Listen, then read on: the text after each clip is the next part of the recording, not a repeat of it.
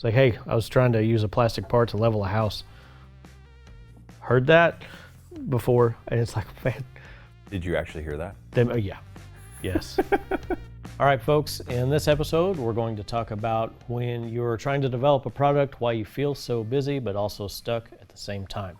There's this feeling in the beginning that you're constantly working, you're constantly being asked, like your job is to ask these people questions, go find this out, what do you think about this, color, texture, all of it. And then you're also asking them, how many are we gonna pack in a box? Is this gonna be necessary to be double boxed or double stacked or whatever the case may be? Every product's different. And that's why somebody needs you to help them navigate so they don't make a bad part or a bad back end situation. But that's also coupled with, and I think that's what we're going to discuss here, it's a lot of getting an answer, they get it to you, you have to investigate and see how that's going to tie into everything else because everything's connected. And then you may have to check with somebody, a vendor, supplier, a lab that's going to test various components of the product, the process, what this thing is going to look like in a few years from now, sun exposure, saltwater exposure, whatever. And then you have to ask them again, and it's a few days or a couple of weeks, and it all is adding up. And next thing you know, by the time somebody came with you with this idea, we're a year in, and we're still in the design phase. Yeah, I was saying there's a lead time to everything. I don't want to call it a lead time, it's a lag. You ask a question, takes a day or two to find an answer, and then the next question arises. So it's just a constant lag, and so you feel busy. You feel like it's also a little bit of anxiety too, right? Like, I gotta get this done. It's out of your hands. Right. So this lack of progress should create a lot of confidence, but oftentimes it's just very frustrating for everybody involved. I get frustrated with it at times because I do quick. I want answers fast.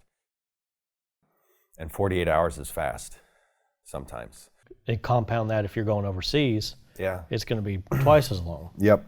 Yeah, it's important to know, to get a real good, solid answer. Benchmark is one thing. They can usually spit something around. When we're talking pricing, they can spit something out pretty quick. But when we're talking hey, I need specifics on data sheets and stress testing, I need color samples. Those have to be ran. I need textures. I need to know all of that, say 2 days per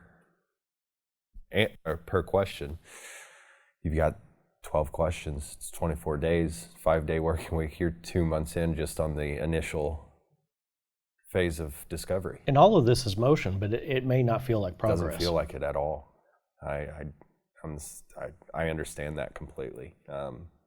Just know that a little follow-up email or a text, hey, you still working on this, will help your mind kind of go put you at ease. At least you know that it's still moving. I encourage a weekly standing call to make sure that stuff is still moving forward, and that you are also going to have instances where you may have to go through this process several times. So there's the idea of the creator, then there's the realities of manufacturability, can this be done?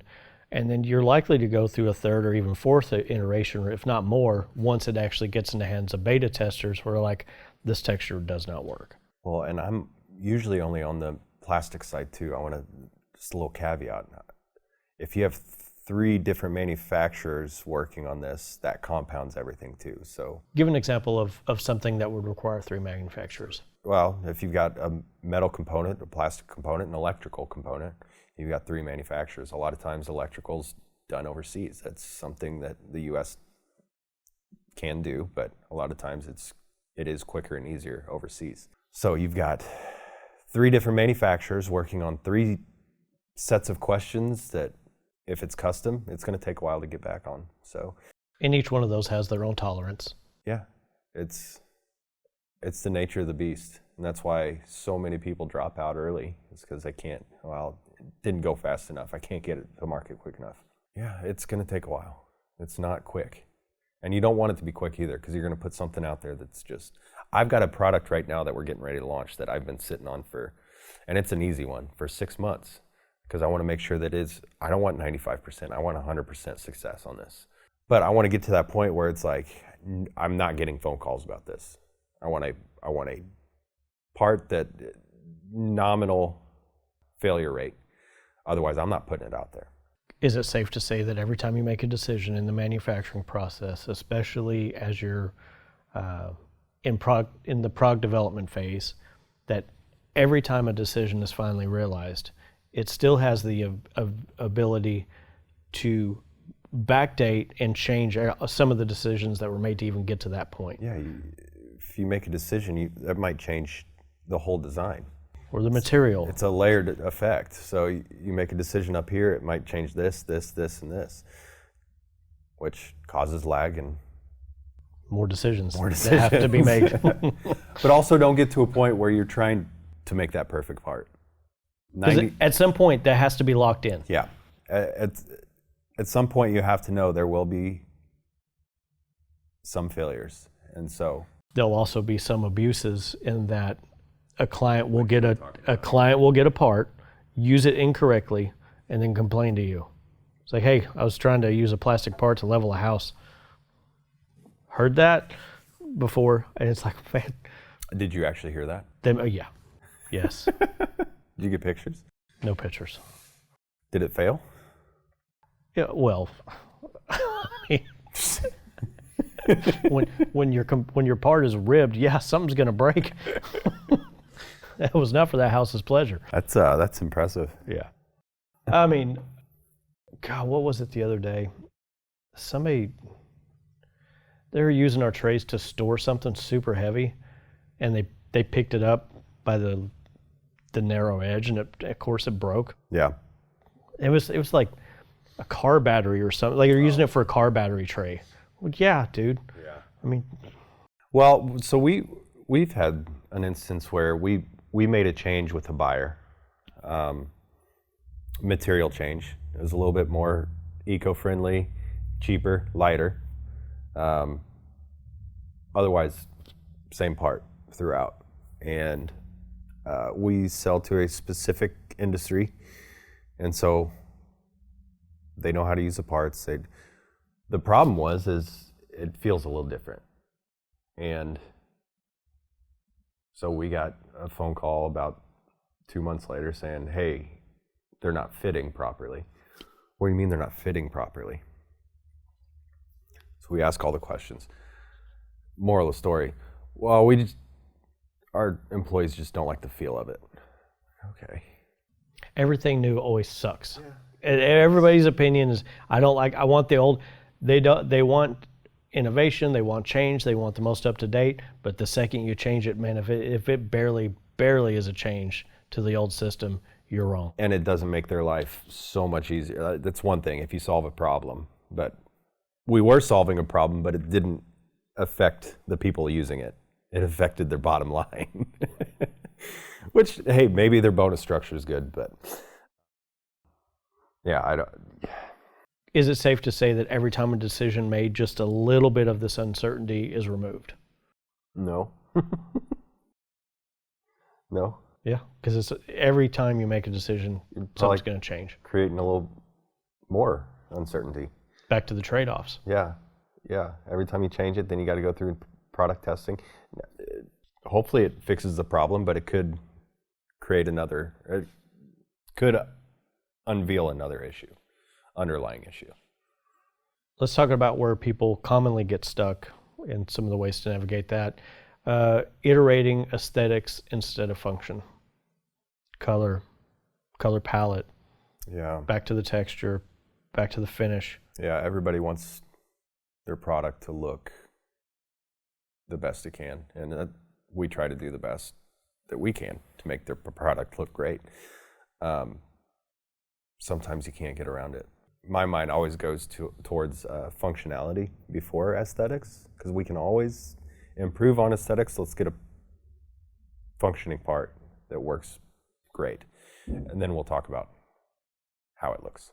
A lot of people just want the nice, pretty looking thing, though. Bells and whistles.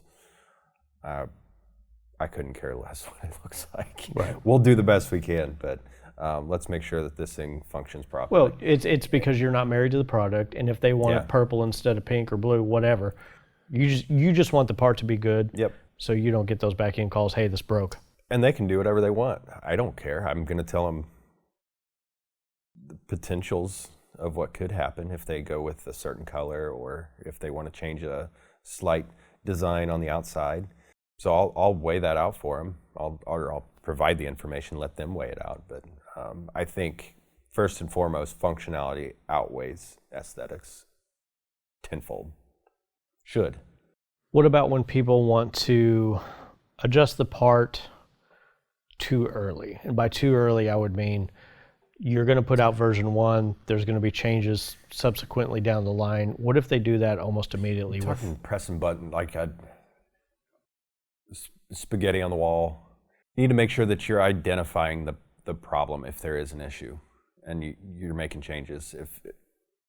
If you just go and change 10 things at once, you don't know if you fixed that problem or what you did to fix it. Or if the problem was even bad enough to change in the beginning. Maybe it was a bad test. Yeah, making sure that you root cause analysis is what that's called. So minor tweaks, and this is down the road once you have a good solid design. Minor tweaks is what I would recommend. That's going to probably cost a little bit more money on the prototyping phase because you're going to have to do a few more iterations, but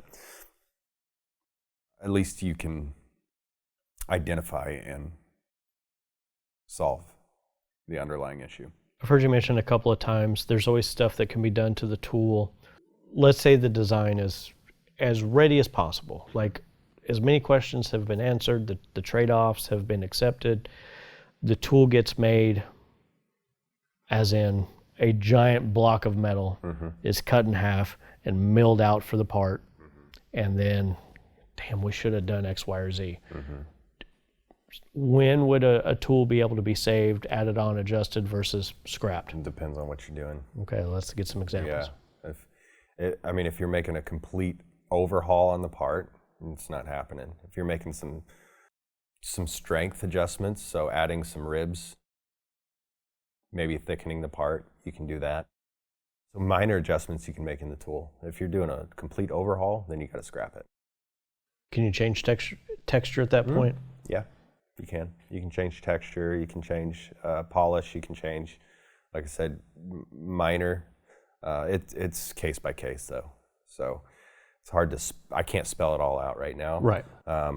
But it is possible. it is, yeah. Because I was real surprised to learn that when we were going through our stuff. Do it all the time. It happens all the time. Because once you get a product into mass production, you start getting a lot of feedback from your customer base.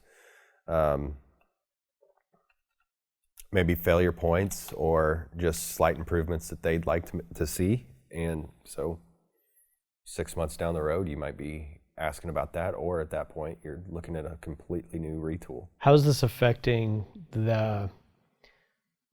you're likely not to have any cash flow if this is your first product. You may or may not have a runway. You may or may not have an investment. You may not have some savings. You may be working a second full-time job to fund this. This cost process, I think, feels real hard for a lot of people because every month that reserve is dwindling down to where you may not even have enough to run the product. Yeah, that happens in any business too.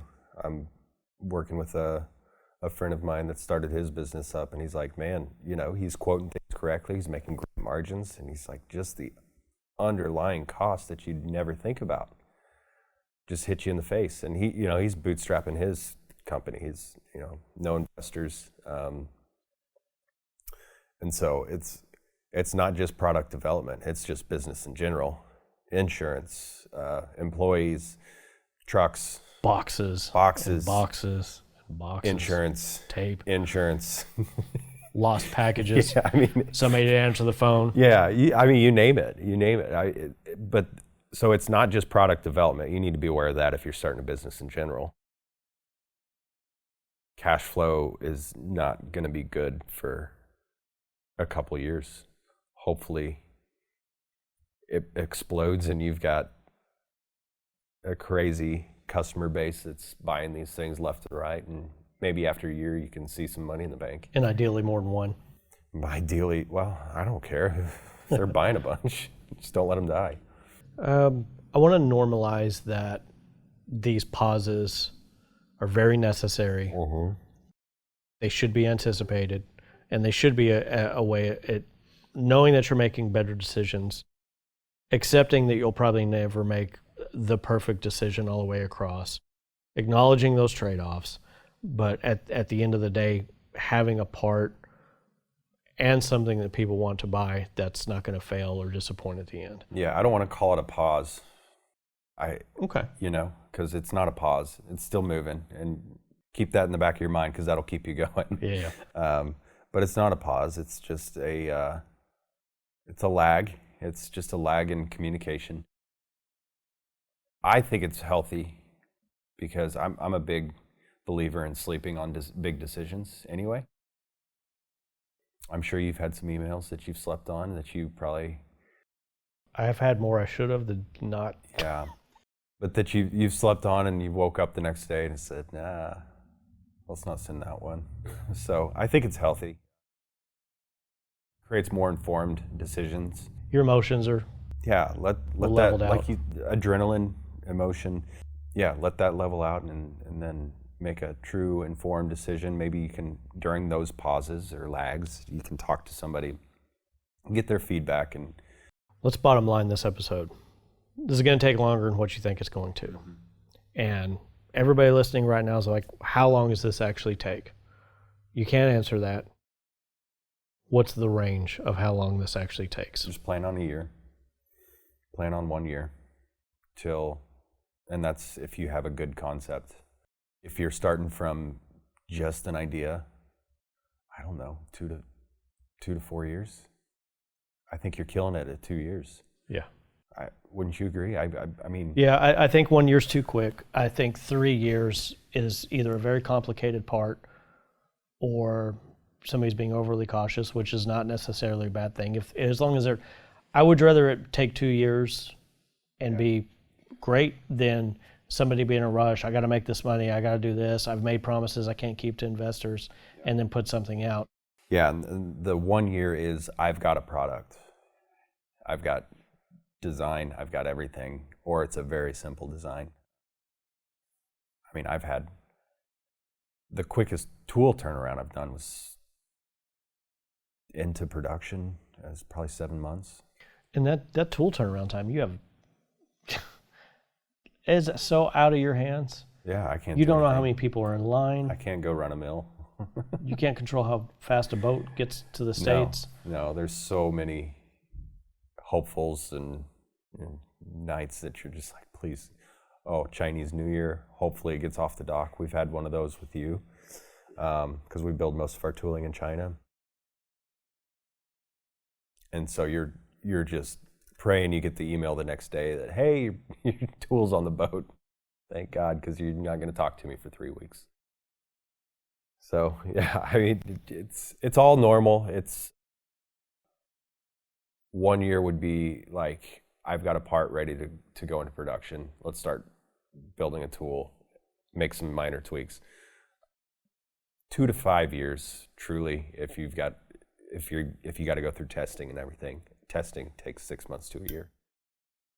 Well, in the next episode, we're going to talk about how to navigate some of the dangers, especially for first-time builders, and especially as the stakes start becoming real. Hey, we're issuing a PO to cut this tool. This is the 3rd round, 4th round, 6th round, 10th round through the design phase. We're ready to cut. Like it's time to make the decision and how to look at some of those risks and mitigate those throughout the process. It's a fun part.